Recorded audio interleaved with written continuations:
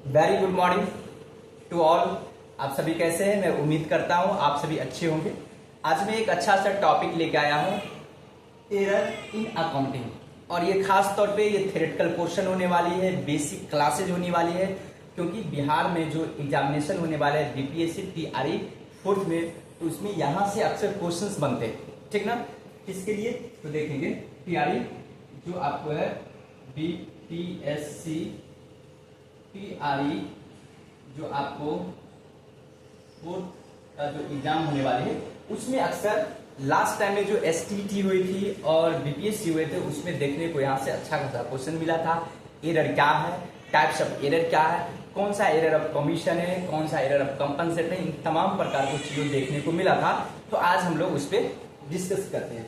तो सबसे पहले समझते हैं एरर क्या है। तो देखिए, एरर जो होती है अकाउंटिंग में जो होती है, एरर एक मिस्टेक होती है कि जब कोई अकाउंटेंट बुक्स ऑफ अकाउंट में जब कोई रिकॉर्डिंग करती है, क्लासिफाइंग करती है, समराइजिंग करती है, मतलब ये कि जब लेखांकन में, ठीक ना, उसको रिकॉर्ड किया जाता है, ट्रांजैक्शन को समराइज किया जाता है, क्लासिफिकेशन की जाती है, तब उस समय जो गलतियां होती है उसको एरर बोला जाता है। ये बाय किसके द्वारा होती है? बाय ह्यूमन मिस्टेक हुआ। और ये जो एरर होती है किसकी वजह से? या तो ह्यूमन मिस्टेक से हो सकती है, या लेक ऑफ नॉलेज यानी कि उनको नॉलेज की कमी हो सकती है, या टेक्निकल मिस्टेक हो सकती है। इन तमाम चीजों की वजह से एरर उत्पन्न होती है। क्या समझे? या तो नॉलेज की कमी होगी पहली, दूसरा या कोई तकनीकी प्रॉब्लम हो सकती है, या तीसरा उनको ज्ञान की कमी होगा, जिसके वजह से एरर उत्पन्न होती है। कब होती है? जब कोई लेन देन को लेखांकन में क्या किया जाता है, उसको रिकॉर्ड किया जाता है, उसको क्लासिफाई किया जाता है, उसको समराइज की जाती है, तो उस समय जो गलतियां होती है उसको एरर बोला जाता है। क्या समझे? तो यही हुआ, इसलिए बोला जाता है error in accounting refers to mistake made while recording of transaction, classification, summarizing of any transaction. It's occur by human mistake, first, second lack of knowledge, third technical mistake. ये सब की वजह से एरर उत्पन्न होती है। तो कौन कौन सा एरर होता है आप वो समझेंगे। तो देखेंगे एरर जो होगी,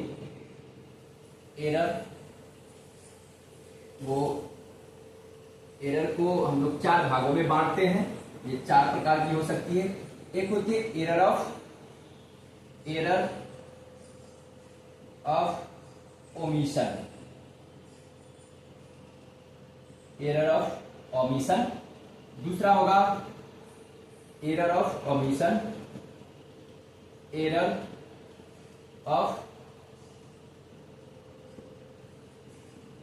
कमीशन, ठीक है। एरर ऑफ, उसके बाद नेक्स्ट होगा error of principle, error of principle. उसके बाद नेक्स्ट होगा एरर ऑफ कंपनसेशन,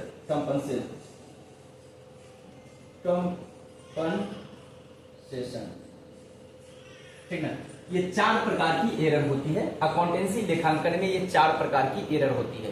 कुछ ऐसा एरर है जो ट्रायल बैलेंस को इफेक्ट करता है, कुछ ऐसी एरर होती है जो ट्रायल बैलेंस को इफेक्ट नहीं करता है। तो पहले एरर हम लोग समझते हैं ये किस प्रकार का। देखिए, एरर ऑफ ओमिशन, ओमिशन का मतलब भूल चूक, जो छूट गया, ठीक ना।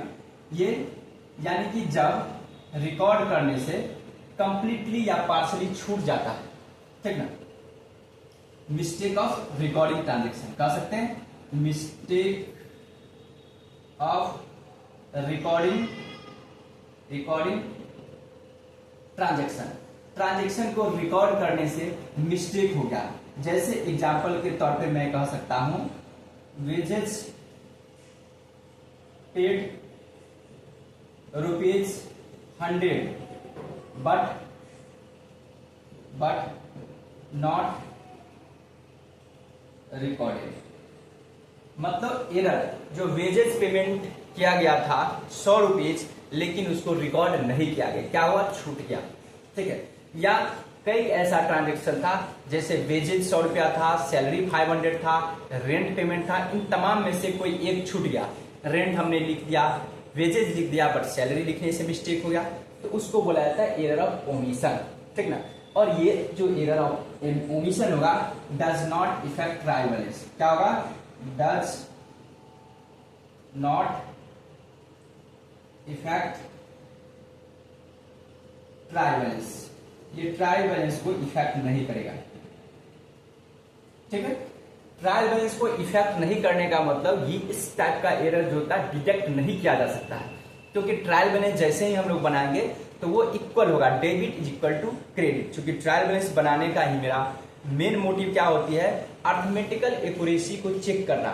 क्या ट्रायल बैलेंस बनाने से अर्थमेटिकल एक्यूरेसी को चेक जब होती है तो उस समय क्या होगा, डेबिट और is equal to credit equal होती है, तो हम लोग ये मानकर चलते हैं कि मेरा अकाउंटेंसी का जो भी ट्रांजेक्शन का रिकॉर्ड किया गया है, समराइज किया गया है, उसको क्लासिफिकेशन की गई, वो तमाम चीज सही है। बट ऐसा नहीं होगा, क्यों नहीं होगा, क्योंकि जब ट्रांजेक्शन में हम लोग डेबिट और क्रेडिट दोनों उतना ही से लिखना छोड़ दिए तो ट्रायल बैलेंस तो इक्वल हो नहीं। ट्रायल बैलेंस में डेबिट में भी 100 जानी चाहिए थी, क्रेडिट में भी 100 जानी चाहिए थी, हम लोग लिखे ही नहीं, तो भी तो ट्रायल बैलेंस इक्वल ही होगा। टोटलिंग कम होगा, तो टोटलिंग कम है कि ज्यादा ये पता कैसे चलेगा, क्योंकि हम लोग तो एक ही ट्रायल बैलेंस बनाते हैं।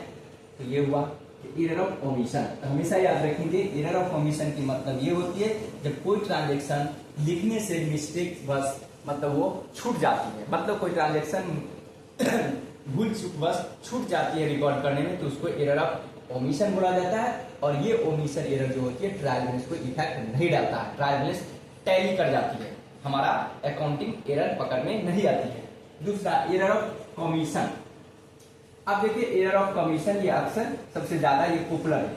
एरर ऑफ कमीशन का मतलब ये होती है रॉन्ग कोई भी चीज हो जाता है, मतलब कि wrong entry, wrong entry, wrong entry, wrong posting, wrong posting हो गया, रॉन्ग अमाउंट हो गया,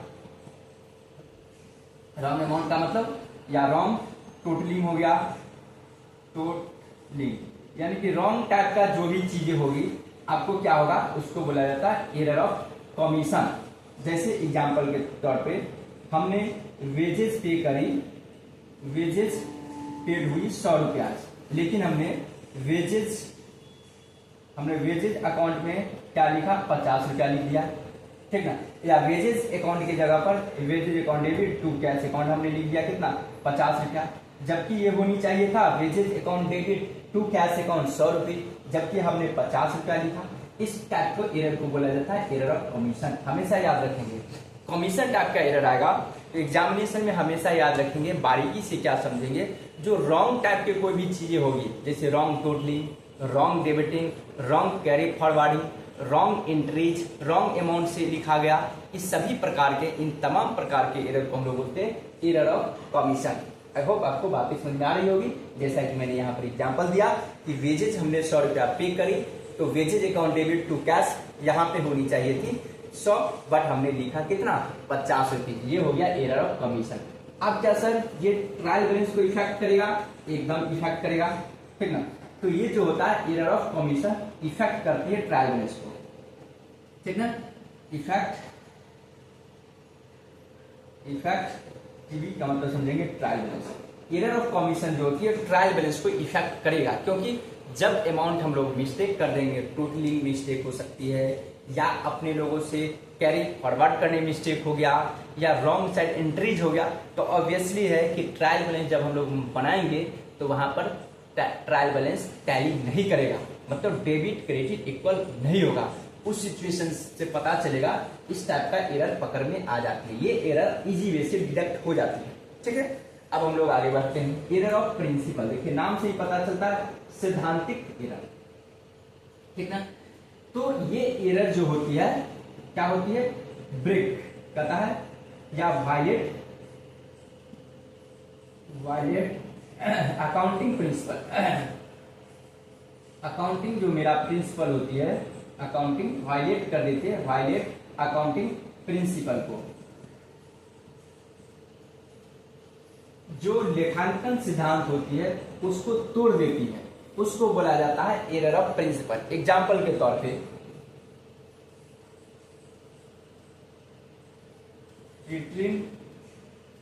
treating of capital expenditure, capital XP के मतलब समझिए एक्सपेंडिचर एज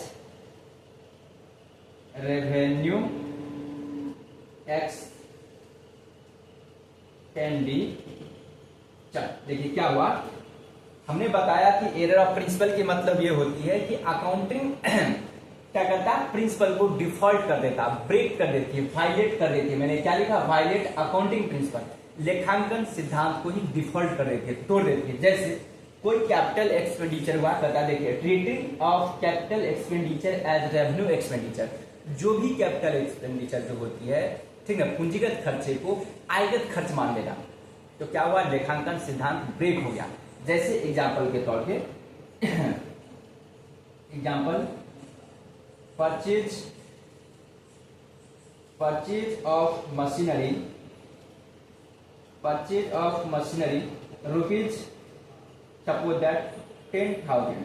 तब खुद सोचो, जैसे एंट्रीज था मशीनरी परचेज होने का 10,000 से, तो ये एंट्रीज क्या होनी चाहिए था, मशीनरी अकाउंट डेबिट टू क्या होगा, कैश अकाउंट, बट उन्होंने क्या कर दिया, परचेज अकाउंट डेबिट। तो क्या किया, परचेज अकाउंट डेबिट 10,000 से, ठीक है, और टू कर देगा क्या, कैश अकाउंट 10,000। अब खुद सोचो, क्या इस प्रकार का एरर ट्रायल बैलेंस में डिडक्ट होगी, तो कभी नहीं होगी। क्यों नहीं होगी, क्योंकि यदि वो लिखता machinery account debit to cash account, तो भी उतना ही अमाउंट जाता जितना कि उन्होंने लिखा purchase account debit to cash account. क्यों, क्योंकि खर्च हो या एसेट्स हो, वो सभी को सभी ट्रायल बैलेंस को डेबिट में लिखा जाता है। यदि वो परचेज नहीं लिख करके मशीनरी लिखता, तो भी डेबिट में जाता 10,000, और उन्होंने परचेज के जगह मशीनरी के जगह पे उन्होंने परचेज लिखा, ये भी डेबिट साइड में 10,000 जाएगा। इसका मतलब ये हुआ कि ट्रायल बैलेंस यहाँ पर मैच करेगा। इसका मतलब ये हुआ कि error of principle does not effect trial balance, मतलब क्या होगा, ये भी ट्रायल बैलेंस को इफेक्ट नहीं करेगा। क्या समझे, इससे यह स्पष्ट हुआ कि एरर ऑफ ओमिशन और एरर ऑफ प्रिंसिपल जो होगा वो ट्रायल बैलेंस को इफेक्ट नहीं करेगा। ठीक है, क्योंकि यहाँ पे ट्रायल बैलेंस क्या होगा, ये मैच कर देगा, टैली करेगा। ठीक है, आई होप आपको बातें समझ में आएगी। बहुत सारे ऐसा हो सकता है, ठीक ना, जैसे मैंने मशीनरी को इरेक्शन करने का 100 रुपया हमने खर्च करी, तो हमने लिख दिया क्या चीज, इरेक्शन जो खर्च हुआ, तो खर्च अकाउंट डेबिट टू एक्सपेंस, मतलब कैश, यानी कि एक्सपेंस टू कैश। जबकि क्या होगा, मशीनरी को इंस्टॉल करने में, इरेक्शन करने में जो खर्च होती है वो मशीनरी में ही ऐड होनी चाहिए था। ठीक ना, हमने कोई मशीनरी को इंस्टॉल कराने में हमने वेजेस पे करी, तो वहां पे वो क्या होता, वो वेजेस मशीनरी में ऐड होती, मशीनरी टू कैश। जबकि हमने क्या लिख दिया, wages account debit to cash. ये हो सकते लेक ऑफ नॉलेज, चूंकि जो क्लर्क होती है उसको अकाउंटेंसी का पूर्ण रूप से ज्ञान नहीं होती है, जिसकी वजह से यहाँ पर मिस्टेक होती है। ठीक है, अब एरर ऑफ कंपनसेशन, अब देखेंगे एरर ऑफ कंपनसेशन का मतलब देखिए, नाम ही से पता चलता है, क्षतिपूर्ति एरर, यानी कि एक एरर को दूसरे एरर से क्या कर दिया जाता है, कंपनसेट कर दिया जाता है, कंपनसेट एरर। यहां पर एरर को कंपनसेट कर दी जाती है। जैसे एग्जांपल के तौर पे, अगर कहीं पे क्लर्क ने लिखा वेजेस, उन्होंने लिख दिया वेजेस, उन्होंने पेड करी सपोज दैट 100 रुपया, ठीक ना, और उन्होंने इस वेजेस को क्या कर दिया, 100 रुपया की जगह पे उन्होंने क्या कर दिया, 1200 रुपया लिख दिया। ठीक है, तो यहां पे क्या हुआ, 200 रुपया तो एक्स्ट्रा हो गया, मतलब 100 की जगह 200 कर दिया, तो 100 रुपया एक्स्ट्रा उन्होंने लिखा, खर्च 100 रुपया बढ़ गया। तो वो क्या करेगा, अकाउंटेंसी में तो कट कुट की नहीं जाती है, क्योंकि टैली में जो एंट्री आप मारे होगे वो ऑलरेडी सेव हो जाती है। ठीक है, तो वहां पर कटपुट नहीं की जाती है। तो वो आप क्या करेगा, जैसे 100 रुपया से एक्सपेंस बढ़ा, तो जैसे सेल्स होगा 100 रुपया, सपोज दैट सेल्स भी होगा 100 रुपया को, तो सेल्स को भी क्या करेगा, 100 की जगह पर वो 200 रुपया से एंट्री कर देगा। तो देखिए क्या हुआ, उन्होंने 100 रुपया एक्सपेंस बढ़ा दिया, और 100 रुपया से उन्होंने क्या बढ़ा दिया, उन्होंने इनकम बढ़ा दिया। तो क्या होगा, दोनों माइनस प्लस होकर के 0 हो जाएगा। यहाँ पे भी क्या होगा, ट्रायल बैलेंस इस चीज को क्या करेगा, डिडक्ट नहीं कर पाएगा। ये क्या करेगा, ट्रायल बैलेंस को इफेक्ट नहीं करेगा, डज नॉट इफेक्ट, क्या होगा, does not effect trial balance, ये भी बोले तो ट्रायल बैलेंस। इसका मतलब ये हुआ कि एरर ऑफ, आपको क्या हुआ, कमीशन ही एक ऐसा एरर होगा जिससे ट्रायल बैलेंस में पता चलेगा गलतियां, अदरवाइज इसके अलावा कोई भी गलतियां होगी तो ट्रायल बैलेंस में डिटेक्ट नहीं हो पाएगी।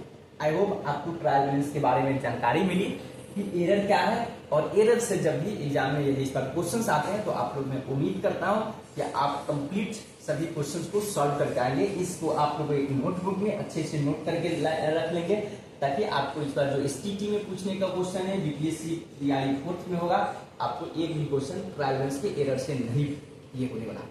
एक और मैं वीडियोस लेके आऊंगा इस चैप्टर से, ट्रायल बैलेंस क्या है, उसको डेबिट में क्या लिखी जाती है, क्रेडिट में कौन कौन सी आइटम होती है, उन तमाम चीजों को भी मैं डिस्कस कर दूंगा, ताकि आपको एरर से रिलेटेड जो भी क्वेश्चंस आते हैं आपको छूटेगा नहीं एग्जाम में। Okay, bye bye, have a nice